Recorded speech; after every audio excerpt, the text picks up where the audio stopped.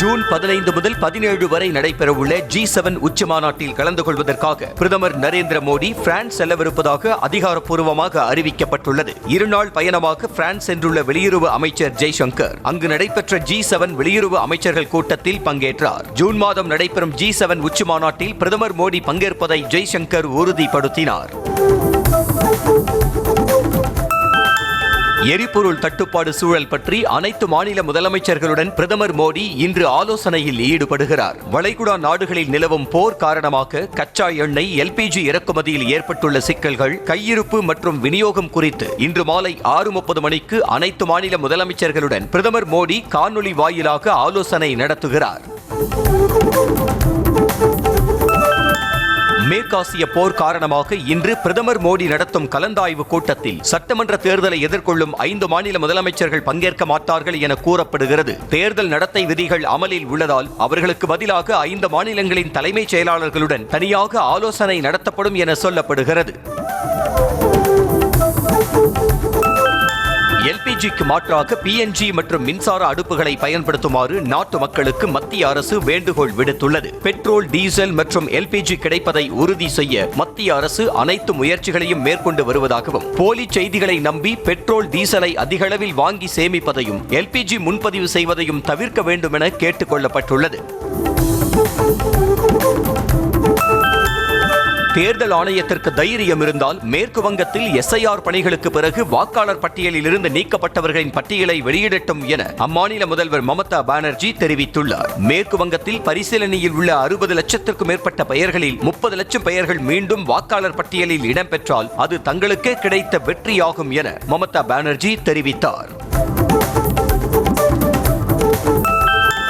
ராகுல் காந்தி மட்டுமின்றி ஒட்டுமொத்த காங்கிரஸ் கட்சியே பாஜகவின் B டீமாக செயல்படுவதாக கேரள முதலமைச்சர் பினராயி விஜயன் விமர்சித்துள்ளார். எர்ணாகுளத்தில் செய்தியாளர்களை சந்தித்த அவர், கேரளத்தில் உள்ள கடைக்கோடி காங்கிரஸ் தொண்டருக்கு இருக்கும் அடிப்படை விழிப்புணர்வு கூட ராகுலுக்கு இல்லை என சாடினார்.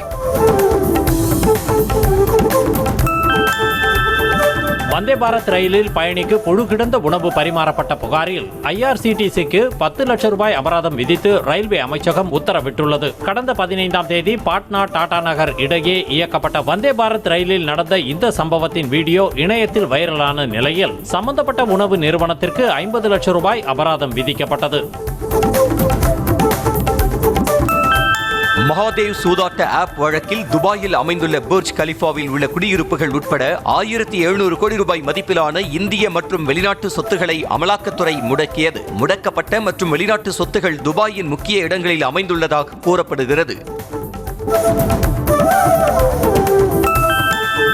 முதலமைச்சர் மு.க. ஸ்டாலின் ஏப்ரல் 2ஆம் தேதி திருவாரூரில் தனது பிரச்சாரத்தை தொடங்க உள்ளதாக தகவல் வெளியாகியுள்ளது. தமிழகம் முழுவதும் சுற்றுப்பயணம் மேற்கொண்டு 21ஆம் தேதி கொளத்தூர் தொகுதியில் தனது பிரச்சாரத்தை நிறைவு செய்ய உள்ளதாக கூறப்படுகிறது. இதனிடையே ஏப்ரல் 6ஆம் தேதி வேட்புமனு தாக்கல் செய்ய உள்ளார். திமுக கூட்டணி கட்சிகளுக்கு ஒதுக்கப்பட்ட தொகுதிகளின் விவரங்கள் இன்று அதிகாரப்பூர்வமாக வெளியிடப்பட உள்ளதாக தகவல் வெளியாகியுள்ளது. கூட்டணி கட்சிகளுடனான தொகுதி பங்கீடு பேச்சுவார்த்தை நிறைவு பெற்று எண்ணிக்கை அடிப்படையிலான ஒப்பந்தம் கையெழுத்தானது. அதனைத் தொடர்ந்து எந்தெந்த தொகுதிகள் ஒதுக்குவது என்பது தொடர்பாக அண்ணா அறிவாலயத்தில் பேச்சுவார்த்தை நடைபெற்றது. கூட்டணி கட்சிகளுக்கு ஒதுக்கீடு செய்யப்பட்டது போக மீதமுள்ள 164 தொகுதிகளில் திமுக நேரடியாக களம் காணுவது உறுதியாகியிருக்கிறது. அதே சமயம் கூட்டணி கட்சிகளில் சில உதயசூரியன் சின்னத்தில் போட்டியிட ஒப்புக்கொண்டமையால் மொத்தமாக 175 தொகுதிகளில் உதயசூரியன் சின்னத்தில் வேட்பாளர்கள் போட்டியிடுகின்றனர். கூட்டணி கட்சிகளுக்கு 70 தொகுதிகள் ஒதுக்கப்பட்டுள்ளன. அதிமுக பொதுச் செயலாளர் எடப்பாடி பழனிசாமி இன்று 2 தொகுதிகளில் தேர்தல் பிரச்சாரம் செய்யவிருக்கிறார். செங்கல்பட்டு மாவட்டத்திற்குட்பட்ட தாம்பரம் சட்டமன்ற தொகுதியிலும் காஞ்சிபுரம் மாவட்டத்திற்குட்பட்ட ஆலந்தூர் சட்டமன்ற தொகுதியிலும் இரட்டை இலை சின்னத்துக்கு வாக்கு சேகரிக்க உள்ளார். கூட்டணிக்கு தலைமையாக பாஜகவை வைத்துக் கொண்டு திமுக கூட்டணி கட்சிகளை அடிமை கட்சிகள் என EPS கூறலாமா என்று அமைச்சர் சிவசங்கர் கேள்வி எழுப்பியுள்ளார். சென்னையில் செய்தியாளர்களை சந்தித்த அவர், கூட்டணி கட்சிகளை தாமரை சின்னத்தில் போட்டியிட அனுமதித்துள்ள அதிமுகவுக்கு பீகாரில் நிதிஷ்குமாருக்கு வந்த நிலைதான் ஏற்படும் என எச்சரித்தார். மக்கள் நீதி மய்யத்தின் தேர்தல் ஆணைய பதிவு ரத்து செய்யப்பட்டு விடுமோ என்ற அச்சத்தில்தான் தாம் அக்கட்சியை தேர்தலில் போட்டியிடுமாறு கேட்டுக் கொண்டதாக விசிக தலைவர் திருமாவளவன் விளக்கமளித்துள்ளார். திமுக கூட்டணியில் ஒதுக்கீடு செய்யப்பட்டுள்ள தொகுதிகளை அடையாளம் காணுவது தொடர்பாக திமுக தொகுதி பங்கீடு பேச்சுவார்த்தை குழுவிடம் திருமாவளவன் ஆலோசனை நடத்தினார். திமுக கூட்டணியில் தங்களுக்கு தொகுதிகளின் எண்ணிக்கையை குறைத்தது தொடர்பாக அதிருப்தியை வெளிப்படுத்தியிருக்கும் மதிமுக அவைத்தலைவர் அர்ஜுனராஜ் தாங்கள் சிரித்துக் கொண்டே அழுவதாக வேதனை தெரிவித்துள்ளார்.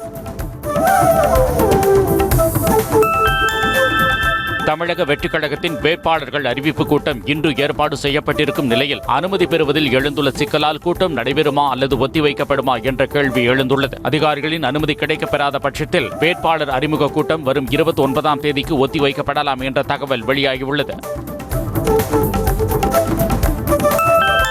சென்னையில் நாளை ஒரே நாளில் 5 சட்டமன்ற தொகுதிகளில் தேர்தல் பரப்புரை செய்ய உள்ளதாக தாவேக தலைவர் விஜய் திட்டமிட்டுள்ளார். விஜய் போட்டியிட உள்ளதாக கூறப்படும் பெரம்பூர் உள்ளிட்ட 5 தொகுதிகளில் காலை 10 மணி முதல் மாலை 4 மணி வரை அவர் தேர்தல் பரப்புரை செய்ய உள்ளதாக கூறப்படுகிறது.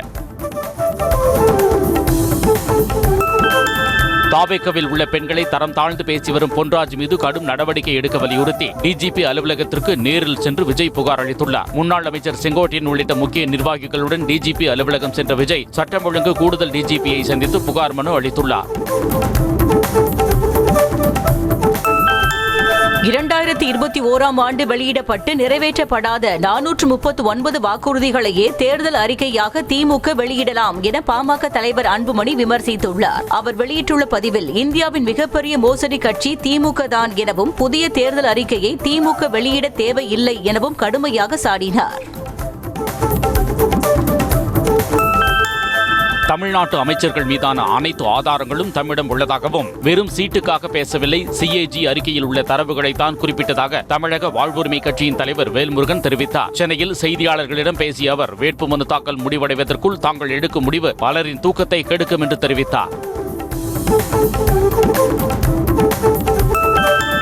கூட்டணியில் இருந்து வெளியேறிய பிறகு திமுக அரசு மீது தமிழக வாழ்வுரிமை கட்சி தலைவர் வேல்முருகன் முன்வைக்கும் குற்றச்சாட்டுகள் உண்மை இல்லை என அமைச்சர் சிவசங்கர் விளக்கம் அளித்துள்ளார். சென்னையில் செய்தியாளர்களை சந்தித்த அவர் கேட்ட தொகுதிகளை கொடுக்காத விரக்தியில் திமுக அரசு மீது அவதூறுகளை அள்ளி வீசுவதாக குற்றம் சாட்டினார்.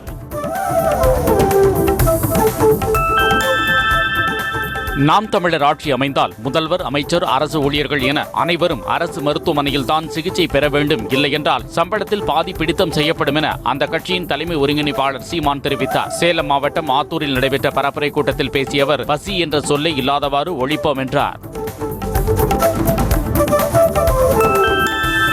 அதிமுக பாஜக தொகுதி பங்கீடு விவகாரத்தால் பாஜக மாநில முன்னாள் தலைவர் அண்ணாமலை அதிருப்தியில் இருப்பதாக தகவல் வெளியாகியுள்ளது. கோவையில் வடக்கு தொகுதியை மட்டுமே பாஜகவுக்கு அதிமுக ஒதுக்கியுள்ள நிலையில் அண்ணாமலை போட்டியிட விரும்பிய கவுண்டம்பாளையம், சிங்காநல்லூர், பல்லடம் ஆகிய தொகுதிகளை ஒதுக்க அதிமுக முன் வராததால் அதிருப்தியில் இருப்பதாக சொல்லப்படுகிறது. கோவை கிணத்துக்கடவு தொகுதியை பாஜகவுக்கு ஒதுக்கப்படாததை கண்டித்து அக்கட்சியினர் சாலை மறியல் போராட்டத்தில் ஈடுபட்டதுடன் தீக்குளிக்க முயற்சித்ததால் பரபரப்பு ஏற்பட்டது. அமைப்பு ரீதியாக கிணத்துக்கடவு தொகுதியில் வலுவாக உள்ளதாகவும் மக்களவைத் தேர்தலில் இந்த தொகுதியில் பாஜக அதிக வாக்குகளை பெற்றதாகவும் நிர்வாகிகள் குமுறுகின்றனர்.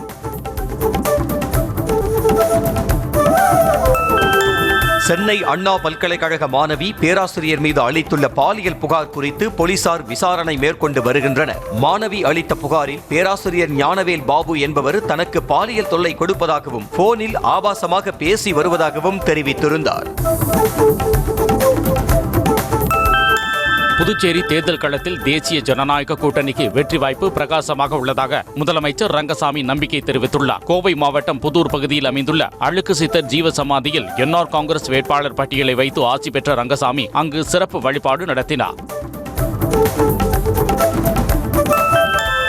மாம்பழம் சின்னத்தை முடக்க கோரி பாமக நிறுவனர் ராமதாஸ் தாக்கல் செய்த மனுவை சென்னை உரிமையியல் நீதிமன்றம் தள்ளுபடி செய்தது. அன்புமணி, ராமதாஸ் என்ற தனி நபர்களுக்காக மாம்பழம் சின்னம் ஒதுக்கீடு செய்யப்படவில்லை என்று தேர்தல் ஆணையம் தெரிவித்ததை அடுத்தும் தேதி அறிவிக்கப்பட்டதையும் கவனத்தில் கொண்டு தேர்தல் ஆணையத்தை நாடுமாறு உத்தரவிட்டு மனு தள்ளுபடி செய்யப்பட்டது. சைவ வைணவ சமயங்களை அவமதிக்கும் வகையில் பேசியதாக முன்னாள் அமைச்சர் பொன்முடிக்கு எதிராக தொடரப்பட்ட வழக்கு விசாரணைக்கு சென்னை உயர்நீதிமன்றம் இடைக்கால தடை விதித்தது. மேலும் புகார் அளித்த உமா ஆனந்தன் 4 வாரத்தில் பதிலளிக்கவும் உத்தரவிடப்பட்டுள்ளது. ஜனநாயகன் திரைப்படம் குறித்தே குரல் கொடுக்காத தவிக தலைவர் விஜய் எப்படி ஜனநாயக ஆட்சி நடத்தப் போகிறார் என்பதே தெரியவில்லை என அமைச்சர் கீதா ஜீவன் விமர்சித்துள்ளார். தூத்துக்குடியில் நடைபெற்ற திருமுனை பிரச்சாரத்தில் பேசிய அவர், விஜய் அவரது மனைவி மற்றும் பிள்ளைகளுக்கே பாதுகாப்பு கொடுக்கவில்லை என்றார்.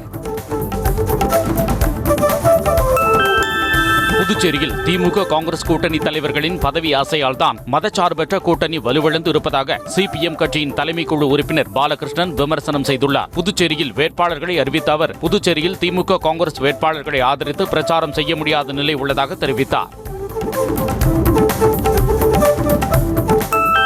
திமுக கூட்டணியில் மனிதநேய ஜனநாயக கட்சிக்கு ஒரு தொகுதி ஒதுக்கப்பட்டுள்ளதாகவும் எந்த தொகுதி ஒதுக்கீடு செய்யப்பட்டது என்பதை முதலமைச்சர் அறிவிப்பார் என மனிதநேய ஜனநாயக கட்சி தமிமுன் அன்சாரி தெரிவித்தார். சென்னை அண்ணா அறிவாலயத்தில் செய்தியாளர்களை சந்தித்த அவர், எல்லா கட்சிகளும் நாகப்பட்டினத்தில் போட்டியிட விரும்புகின்றனர் என்றார். தமிழ்நாடு சட்டப்பேரவைக்குள் இம்முறை இரட்டை இலக்கத்தில் பாஜக எம்எல்ஏக்கள் நுழைவது உறுதி என பாஜக தேசிய மகளிர் அணி தலைவர் வானதி சீனிவாசன் நம்பிக்கை தெரிவித்துள்ளார். புதுவையில் செய்தியாளர்களிடம் பேசிய அவர், கமல்ஹாசன் திமுகவுக்கு ஆதரவளித்தது தியாகம் அல்ல, தொண்டர்களுக்கு செய்த துரோகம் என சாடினார். பரபரப்பான அரசியல் சூழலுக்கு மத்தியில் மறுமலர்ச்சி திமுக மாவட்ட செயலாளர்கள் கூட்டம் இன்று நடைபெற உள்ளது. சட்டமன்ற தேர்தலை எதிர்கொள்வது பற்றி சென்னை எழும்பூரில் உள்ள அக்கட்சியின் தலைமையகமான தாயகத்தில் அவைத் தலைவர் ஆடிட்டர் அர்ஜுனராஜு தலைமையில் மாவட்ட செயலாளர்கள் கூட்டம் வைகோ தலைமையில் நடக்க உள்ளது. கள்ளக்குறிச்சியில் நடைபெற்ற பரப்புரை கூட்டத்தில் பங்கேற்று பேசிய நாம் தமிழர் கட்சியின் தலைமை ஒருங்கிணைப்பாளர் சீமானிடம், பெண் குழந்தைகள் மீது கை வைத்தால் பெட்ரோல் ஊற்றி எரிக்க வேண்டும் என பெண்கள் வாக்குவாதத்தில் ஈடுபட்டனர். பெண்களுக்கு உரிய பாதுகாப்பு அளிப்பீர்கள் என உறுதி அளிக்க வேண்டும் என கேட்டுக் கொண்டனர். தமிழ்நாடு முழுவதும் தேர்தல் பறக்கும் படையினர் மேற்கொண்ட சோதனையில் 189 கோடியே 74 லட்சம் ரூபாய் மதிப்பிலான பணம் மற்றும் பொருட்கள் பறிமுதல் செய்யப்பட்டுள்ளன. பறக்கும் படை மற்றும் நிலை கண்காணிப்பு குழுக்களால் பறிமுதல் செய்யப்பட்ட பணம் மற்றும் பொருட்களை உரிய ஆவணங்களை சமர்ப்பித்து திரும்ப பெற்றுக்கொள்ள ஏதுவாக மாவட்டந்தோறும் குறைதீர்ப்பு குழுக்கள் அமைக்கப்பட்டுள்ளன. கன்னியாகுமரி மாவட்டம் குளச்சல் பகுதியில் செயல்பட்டு வரும் ஐஸ் பிளான்ட்டில் உரிய பாதுகாப்பு உபகரணங்களை அணியாமல் பணியில் ஈடுபட்டிருந்த வடமாநில தொழிலாளியின் கால் கிரஷர் மிஷினில் சிக்கிய நிலையில் கால் சிதைக்கப்பட்டு தீயணைப்பு வீரர்கள் மீட்டனர். வடமாநில இளைஞர் எஞ்சுமலை சிதைந்த காலுடன் மருத்துவமனையில் அனுமதிக்கப்பட்டார். சென்னை திருவொற்றியூரில் மின்னணு வாக்குப்பதிவு இயந்திரங்களை லாரியில் சரியாக அடுக்காமல் விட்டதன் காரணமாக அதனை சரிபார்க்கும் பணியின் போது ஊழியர்கள் மீது சரிந்ததால் அதிர்ச்சி ஏற்பட்டது. பின்னர் இரு ஊழியர்கள் வாகனத்தில் ஏறியபடி ஒவ்வொரு இயந்திரத்தையும் இறக்கி வைத்து சரிபார்த்தனர்.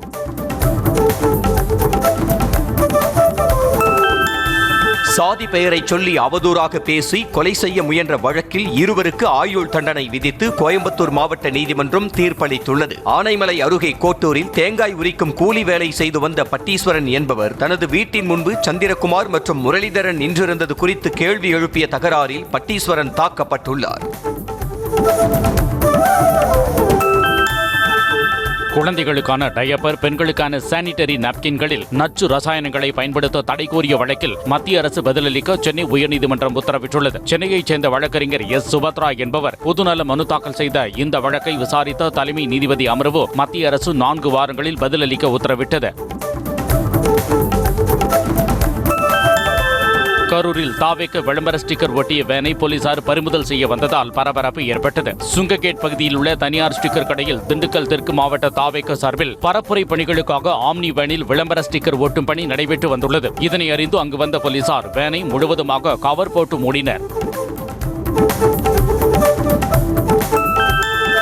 கோவை மாவட்டம் காந்திபுரம் பகுதியில் வெளிநாட்டில் வேலை வாங்கி தருவதாக கூறி சுமார் 7 கோடி ரூபாய் வரை மோசடி செய்த 5 பேருக்கு 14 ஆண்டுகள் சிறை தண்டனை விதிக்கப்பட்டது. வெளிநாடுகளில் வேலை வாங்கி தருவதாக விளம்பரம் செய்த குற்றவாளிகள் சுமார் 600க்கும் மேற்பட்ட நபர்களிடம் தலா 1.5 லட்சம் முதல் 2.5 லட்சம் ரூபாய் வரை வசூலித்துள்ளனர். செங்கல்பட்டு அரசு மருத்துவமனையில் உயிரிழந்த இருளர் சமுதாய பெண்ணை அவசர சிகிச்சை பிரிவிலிருந்து பிரேத பரிசோதனை கூடத்திற்கு எடுத்துச் செல்ல ஊழியர்கள் 1000 ரூபாய் லஞ்சம் கேட்டதாக உறவினர்கள் வேதனை தெரிவித்தனர். தங்களால் முடிந்த 500 ரூபாயை கொடுத்தும் ஊழியர் வாங்க மறுத்து அடாவடியில் ஈடுபட்டதாக கூறப்படுகிறது.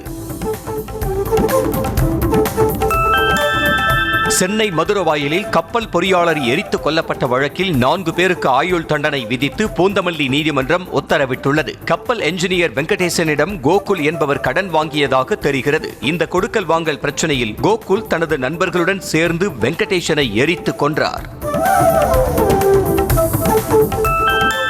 அதிமுக வடக்கு மேற்கு மாவட்டத்தின் செயலாளர் மோகன் வீட்டிற்கு சென்ற அக்கட்சியின் நிர்வாகிகள் வாக்குவாதத்தில் ஈடுபட்டனர். அதிமுக மகளிர் அணியினரை சந்திக்க மாவட்ட செயலாளர் மறுப்பதாகவும், நிர்வாகிகள் மாவட்ட செயலாளர் வீட்டுக்கு சென்றால் எப்போதும் கதவு மூடி இருப்பதாகவும் கூறி வாக்குவாதம் செய்தனர்.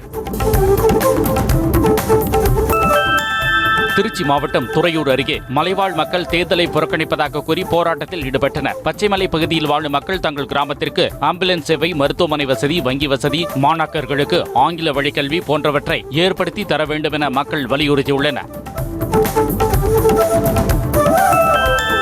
விழுப்புரம் மாவட்டம் முகையூர் பகுதியில் உள்ள கேஸ் சிலிண்டர் கோடவுனை வாடிக்கையாளர்கள் முற்றுகையிட்டனர். தனியார் கேஸ் ஏஜென்சியில் கடந்த 10 நாட்களுக்கு முன்னர் பதிவு செய்தவர்களுக்கு இதுவரை சிலிண்டர் வழங்கப்படாமல் உள்ளது. இந்நிலையில் அந்த ஏஜென்சியின் கோடவுனுக்கு 300க்கும் மேற்பட்ட சிலிண்டர்கள் வந்ததை அறிந்த வாடிக்கையாளர்கள் முற்றுகையிட்டனர்.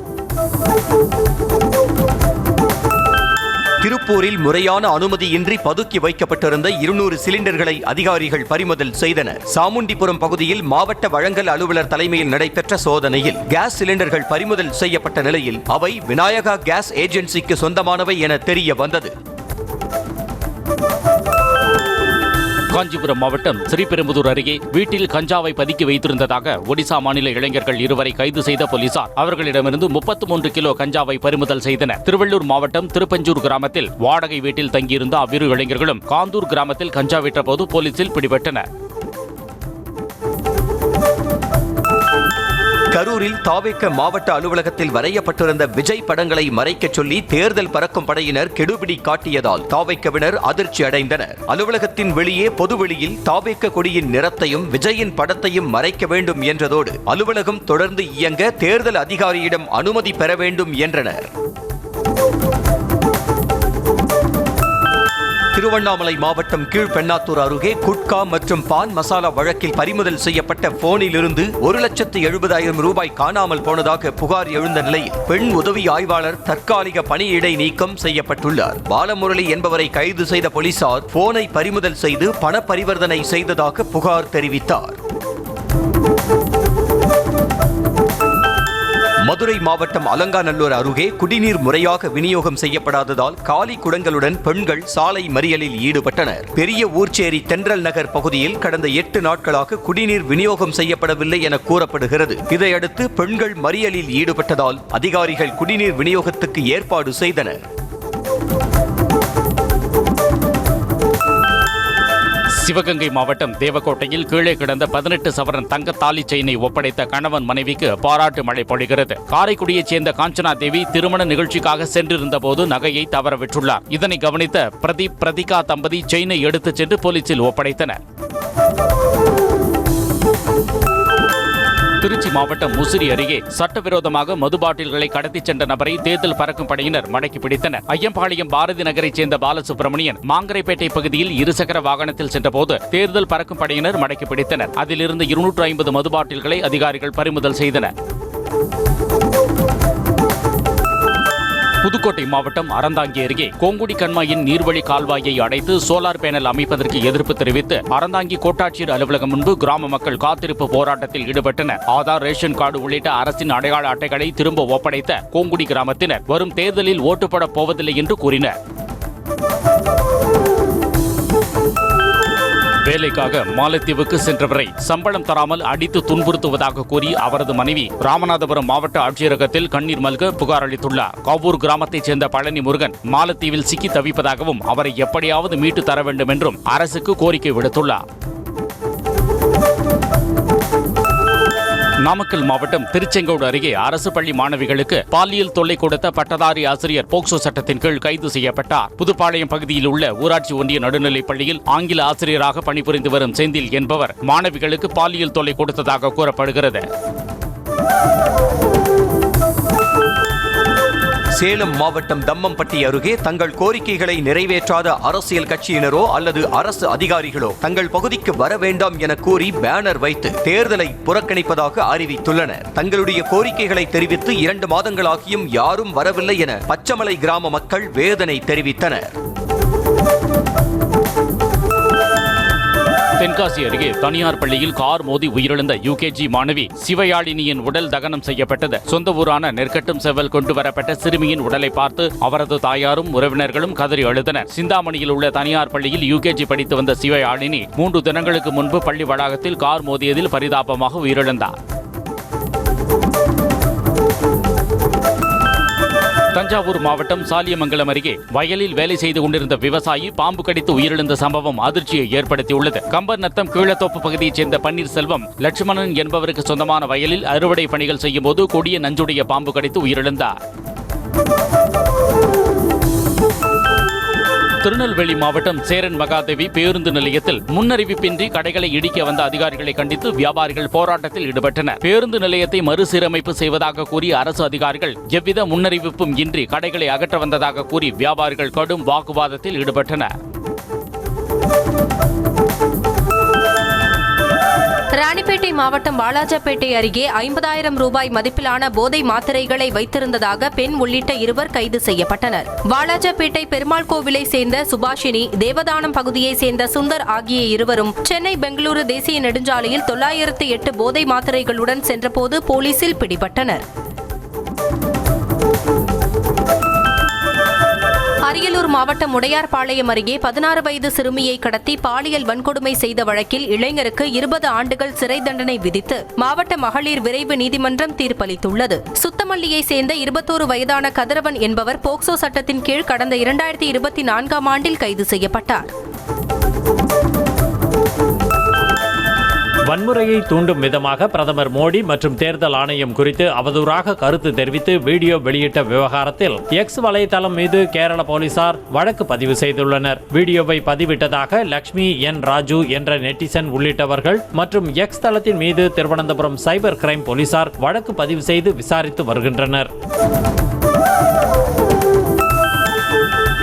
ஈரானின் முக்கிய தலைவர்கள் சிலர் தன்னை அந்நாட்டின் உச்ச தலைவராக விரும்பியதாகவும் அதனை தாம் மறுத்துவிட்டதாகவும் அமெரிக்க அதிபர் ட்ரம்ப் தெரிவித்துள்ளார். மேலும் அமெரிக்காவுடன் உடன்பாட்டை ஏற்படுத்திக் கொள்ள ஈரான் விரும்புவதாகவும் ஆனால் தங்கள் சொந்த மக்களால் கொல்லப்படுவோம் என்ற அச்சத்தில் அவர்கள் அதை சொல்ல பயப்படுவதாகவும் ட்ரம்ப் கூறியுள்ளார். போர் நிறுத்தத்திற்கான ஒப்பந்தம் செய்ய ஈரான் கெஞ்சுவதாக அமெரிக்க அதிபர் ட்ரம்ப் தெரிவித்துள்ளார். ஈரானுடனான போருக்கு பிறகு நடைபெற்ற முதல் அமைச்சரவை கூட்டத்தின் தொடக்கத்தில் பேசிய அதிபர் ட்ரம்ப் போர் நிறுத்தத்திற்கு அமெரிக்கா தான் ஒரு ராஜதந்திர தீர்வை முன்னெடுத்துச் செல்வதாக கூறும் செய்திகளை நிராகரித்தார். போர் நிறுத்தத்தை ஈரான் தான் நேரடியாக வலியுறுத்தி வருவதாக ட்ரம்ப் தெரிவித்தார்.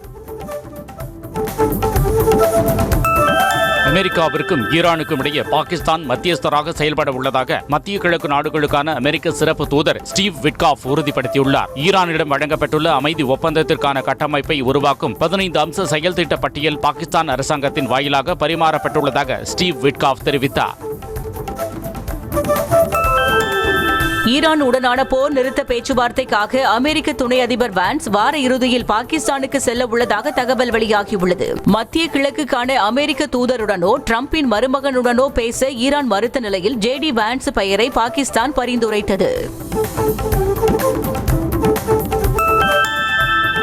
மத்திய கிழக்கு போர் சூழலுக்கு நடுவே இந்தியா உள்ளிட்ட நட்பு நாடுகளுக்கு ஹோர்முஸ் நீரிணை திறந்திருக்கும் என ஈரான் அறிவித்துள்ளது. மேற்கத்திய ஊடகங்கள் கூறுவதைப் போல ஹோர்முஸ் நீரிணை முழுமையாக மூடப்படவில்லை என்று கூறியுள்ள ஈரான் வெளியுறவு அமைச்சர் அப்பாஸ் அராக்சி, சீனா, ரஷ்யா, பாகிஸ்தான், ஈராக் மற்றும் இந்தியா உள்ளிட்ட நட்பு நாடுகளின் கப்பல்களுக்கு தங்கள் ராணுவம் பாதுகாப்பான வழித்தடத்தை அமைத்துக் கொடுத்ததாக தெரிவித்துள்ளார். ஈரானின் கார்க் தீவு மீது படையெடுத்தால் அரேபிய தீபகற்பத்தில் உள்ள ஏமன் அருகே அமைந்துள்ள பாப் எல் மண்டேப் நீரிணையும் மூடுவோம் என ஈரான் பகிரங்கமாக எச்சரிக்கை விடுத்துள்ளது. உலகின் மொத்த கச்சா எண்ணெய் ஏற்றுமதியில் 12% பாப் எல் மண்டேப் நீரிணை வழியே நடைபெறுகிறது. அமெரிக்காவுடனான சாத்தியமான தரைவழி மோதலுக்கு தயாராகும் வகையில் ஈரான் 10 லட்சத்துக்கும் அதிகமான போராளிகளை திரட்டி உள்ளதாக செய்தி வெளியாகியுள்ளது. மத்திய கிழக்கு பிராந்தியத்தில் பதற்றம் அதிகரித்து வரும் நிலையில் ஈரானின் தெற்கு எல்லை, குறிப்பாக ஹோர்முஸ் நீரிணையை சுற்றி விரைவில் அமெரிக்க ராணுவ நடவடிக்கை எடுக்கப்படலாம் என கூறப்படுகிறது. வளைகுடா நாடுகளில் உள்ள ராணுவ தளங்களிலிருந்து அமெரிக்க படையினர் தப்பி ஹோட்டல்கள் மற்றும் அலுவலகங்களில் ஒளிந்து கொண்டிருப்பதாக ஈரான் வெளியுறவு அமைச்சர் அபாஸ் அராக்சி கடுமையாக விமர்சித்துள்ளார். அங்குள்ள அமெரிக்க படையினர் வளைகுடா மக்களை மனித கேடயமாக பயன்படுத்துவதாகவும் அபாஸ் அராக்சி சாடினார். ஈரான் வெளியுறவு அமைச்சர் அப்பாஸ் அராக்சி மற்றும் நாடாளுமன்ற சபாநாயகர் முகமது பாகர் காலிபாப் ஆகியோரை இஸ்ரேல் தனது இலக்கு பட்டியலில் இருந்து தற்காலிகமாக நீக்கியுள்ளதாக தகவல் வெளியாகியுள்ளது. அவர்களை தாக்கினால் பேச்சுவார்த்தைக்கு யாரும் இருக்க மாட்டார்கள் என்பதால் அத்தகைய தாக்குதல்களை தவிர்க்குமாறு பாகிஸ்தான், இஸ்ரேல் மற்றும் அமெரிக்காவை கேட்டுக்கொண்டதாக கூறப்படுகிறது. இந்தியா பாகிஸ்தான் போரை தாம் தான் நிறுத்தியதாக மீண்டும் தம்பட்டம் அடித்து வரும் அமெரிக்க அதிபர் டிரம்ப் பல தசாப்தங்களாக நீடித்து வந்த மோதல்களையும் தாம் தீர்த்து வைத்ததாக கூறியுள்ளார். 1 கோடி மக்களின் உயிர்களை இந்த போர் பறிக்கவிருந்ததாகவும் தாம் மரணத்தை தடுக்க விரும்பியதால் இரு நாட்டின் மோதல்களை விரைந்து தடுத்து நிறுத்தியதாகவும் கூறினார். ஈரான் ஆதரவு பெற்ற ஹிஸ்புல்லாவின் மூத்த தளபதி இஸ்ரேல் தாக்குதலில் கொல்லப்பட்டார். இது தொடர்பாக இஸ்ரேல் பாதுகாப்பு படை வெளியிட்டுள்ள எக்ஸ் பதிவில் ஹஜீர் பகுதியில் அமைந்துள்ள ஹிஸ்புல்லாவின் பீரங்கி எதிர்ப்பு பிரிவின் மூத்த தளபதியான ஹசன் முகமது பஷீர் கொல்லப்பட்டதாகவும், இவர் இஸ்ரேலிய பாதுகாப்பு படை வீரர்களுக்கு எதிராக நூற்றுக்கணக்கான பயங்கரவாத தாக்குதல்களை முன்னின்று நடத்தியதாகவும் தெரிவித்துள்ளது. ஆப்கானிஸ்தான் அகதிகள் தாயகம் திரும்புவதற்காக பாகிஸ்தானுக்கும் ஆப்கானிஸ்தானுக்கும் இடையேயான தோர்காம் எல்லை தற்காலிகமாக திறக்கப்பட்டுள்ளது. அண்டை நாடுகளான இரு நாடுகளுக்கும் இடையே ஏற்பட்ட மோதல்களை தொடர்ந்து தோர்காம் எல்லை கடக்கும் பாதை சுமார் 1 மாதமாக அகதிகளுக்காக மூடப்பட்டிருந்தது. சிலி அதிபர் ஜோஸ் அன்டோனியோ காஸ்டா அரசாங்கத்தின் கல்விக் கொள்கைக்கு எதிர்ப்பு தெரிவித்து போராட்டத்தில் ஈடுபட்ட பல்கலைக்கழக மற்றும் இடைநிலை பள்ளி அமைப்புகளை சேர்ந்த மாணவர்களை காவல்துறையினர் தண்ணீர் பீய்ச்சி அடித்து விரட்டினர். இலவச உயர்கல்வி பெறுவதை கட்டுப்படுத்துதல், கல்வி உதவித்தொகை திட்டத்தை நீக்குதல் உள்ளிட்ட அரசாங்கத்தின் முன்மொழிவுகளை எதிர்த்து மாணவர்கள் போராடி வருகின்றனர். ஐபிஎல் தொடரில் நடப்பு சாம்பியன் பெங்களூரு அணியை ஒருமுறை மட்டுமே சென்னை சூப்பர் கிங்ஸ் எதிர்கொள்கிறது. வரும் ஏப்ரல் 5ஆம் தேதி பெங்களூரு சின்னசாமி மைதானத்தில் இந்த போட்டி நடைபெற உள்ளது. சென்னை, மும்பை அணிகள் இருமுறை எதிர்கொள்ளும் நிலையில் முதல் போட்டி மே 2ஆம் தேதி சேப்பாக்கம் மைதானத்தில் நடைபெற உள்ளது.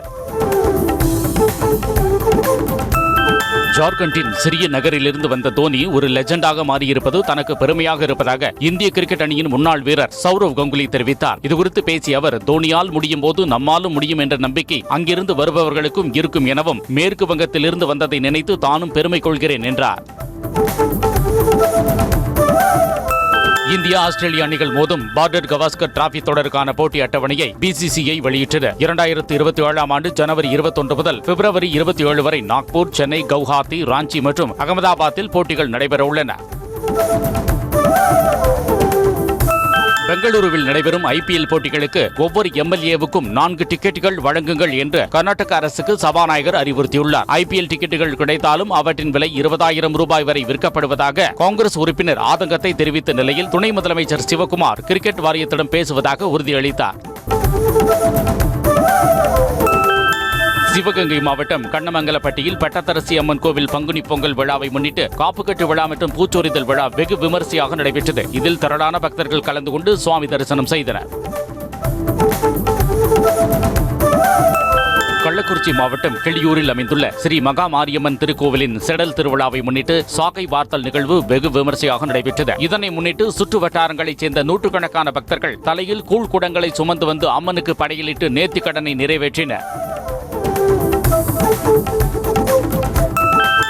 காஞ்சிபுரம் ஏகாம்பரநாதர் கோவிலில் பங்குனி உத்திர திருக்கல்யாண பிரம்மோற்சவ விழா விமர்சையாக நடைபெற்றது. இந்த விழாவில் ஏகாம்பரநாதர் ஏலவார் குழலி அம்மையாரோடு வெள்ளி 10 தலை ராவணன் வாகனத்தில் எழுந்தருளி 4 ராஜவீதிகள் வலம் வந்து பக்தர்களுக்கு அருள் பாலித்தார். இதில் திரளான பக்தர்கள் பங்கேற்று தரிசனம் செய்தனர். Realme 16 5G smart phone April 2ஆம் தேதி இந்திய சந்தையில் அறிமுகம் செய்யப்படும் என அறிவிக்கப்பட்டுள்ளது. 50 MP சோனி சென்சாருடன் பிரைமரி கேமரா மற்றும் செல்ஃபி கேமரா கொண்ட இந்த போனில் ரியல் செல்ஃபி மிரர் அம்சத்திற்காக பின்புறத்தில் கண்ணாடி பொருத்தப்பட்டுள்ளது. இதன் மூலம் தரமான செல்ஃபிகளை எடுக்க முடியும் என சொல்லப்படுகிறது.